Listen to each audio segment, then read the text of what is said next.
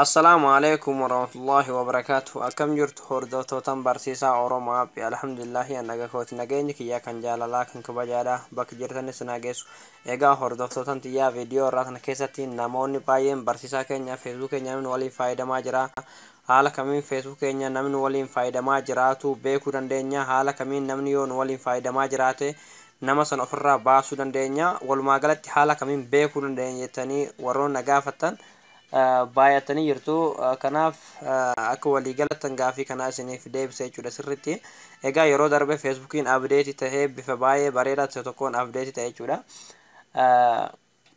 siitingiileen isaa keessi hundi sirritti abdeetii ta'ee bifa baay'ee bareedaa ta'e jechuudha bifa salphaa ta'een feesbuuk keessan namni isin waliin fayyadamaa jiraatu beekuu dandeessu jechuudha akkasuma bifa salphaa ta'een ofirraa baasuu dandeessu namni isin waliin fayyadamaa jiraataa jiraat sorry afaan oromoo wallaalu fi yoo namni isin waliin fayyadamaa jiraatu jira oh my god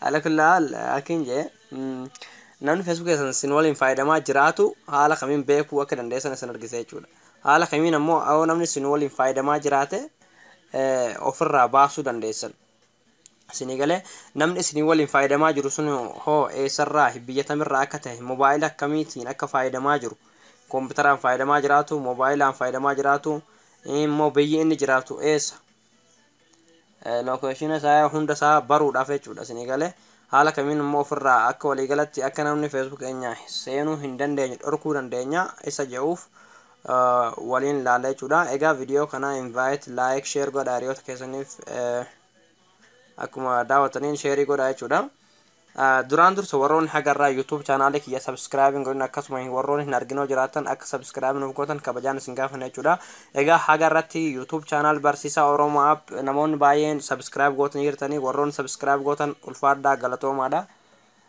warroon hin godhilleen akka gootan abdiin qaba jechuudha youtube chaanaalii kiyya argachuudhaaf youtube chaanaalii keessanii galtu okay youtube chaanaalii keessanii galtu egaa yeroo haala kanaan youtube chaanaalii keessan galtan jechuudha bakka seerchii kanarratti barsiisaa oromoo app jettanii barreessitu jechuudha egaa kana jechuudha barsiisaa oromoo app jettanii seerchii gootu jechuudha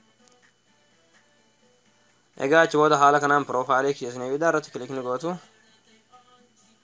achi booda haala kanaan maqaa kiyya jalatti subscribe fayyadu diimattee ni jirti kilik irratti ni gootanii diimarraa bifa kanatti jijjiiramti akkasuma harka gargaratti waliin kinoo takka ni baate irratti kilik ni gootu jechuudha kun jechuun yeroo asirratti viidiyoon gallakkifame akka dafee notifiikeeshiniin isin bira ga'ee viidiyoo san daawwattanii irraa barachuu dandeessan isin fayyadu jechuudha viidiyoolee baay'ee asirra jira jechuudha gaafiin isin nagaafatan baay'inaan asirra kan jiru viidiyoo kiyya asirratti bakka viidiyoo si kana kilik gootanii viidiyoo kiyya hunda daawwattanii wantoota baay'ee irraa barachuu dandeessu jechuudha haala kanaan viidiyoo asirra jiru linkiilee isaa gara youtube chaanaalii keessanii sheer godhuudhaan wal fayyaduu dandeessu irraa illee barachuu dandeessu jechuudha kafaltii tokko maleedha gara barumsicha irratti yeroo deebinu jechuudha okay egaa jechuudha feesbuuk keessanii galtu jechuudha haala kanaan yeroo feesbuuk keessan galtan jechuudha piroofaayilii keessan baratu jechuudha achi booda gadi buutu jechuudha haala kanaan gadi buutu jechuudha gadi buutaniiti eessadhattu account settings ka jirra buutu jechuudha egaa account settings ka jedhu kana jechuudha account settings ka jedhu kanarratti kilikni gootanii achi booda jechuudha security and login ka jedhu kana kilik gootu jechuudha okay achi booda haala kanaan jechuudha moobaayila keessan eenyu akka fayyadamaa jiru moobaayila kamiin akka fayyadamu sorry feesbuuk keessan eenyu akka fayyadamaa jiru beekuu dandeessu jechuudha kunoo fakkeenya amma moobaayila kiyya Samsung Galaxy Note 4 yeroo ammaa kana fayyadamaa kan jirudha jechuudha akkasumallee kunoo ammallee Samsung Galaxy Note 4 kun immoo messenger jechuudha messenger kana saa'ida 10 irraa beekna jechuudha haala kanaan sa'aatillee guyyaan illee bifa kanaan isinii fide jechuudha isinii galee akkasuma ammoo warroota keessa jiran hunda baruudhaaf jechuudha siimoor ka jiru kan achi asirratti ni argitu naaf deegama kan asirratti jechuudha achirratti kilikni gootanii achi booda haala kanaan argitu jechuudha okay log out of all sessions ka jiru jechuudha isarratti kilik gootu jechuudha achi booda jechuudha loogaat ka joona kilik gootu jechuudha. achi booda haala kanaan bifa kanaan hunda isaarraa reemuuvii gootanii jirtan jechuudha. Isin galee nama tokkollee hin fayyadamaa hin jiru jechuudha. Isin waliin nama isin malee namni biraa fayyidamaa gonkumaa hin jiru jechuudha.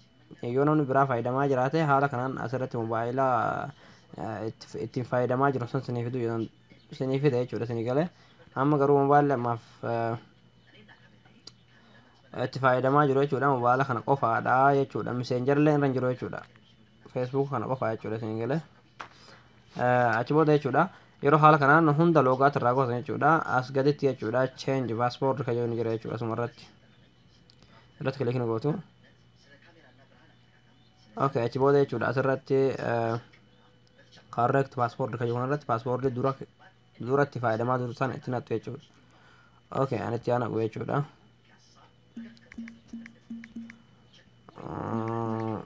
Okay, kanaan fayyadamaa tureni. Achi booda jechuudha ani paaspoortii ka jedhu irratti ni guutu jechuudha. Paaspoortii bifa biraa jechuudha isin galee.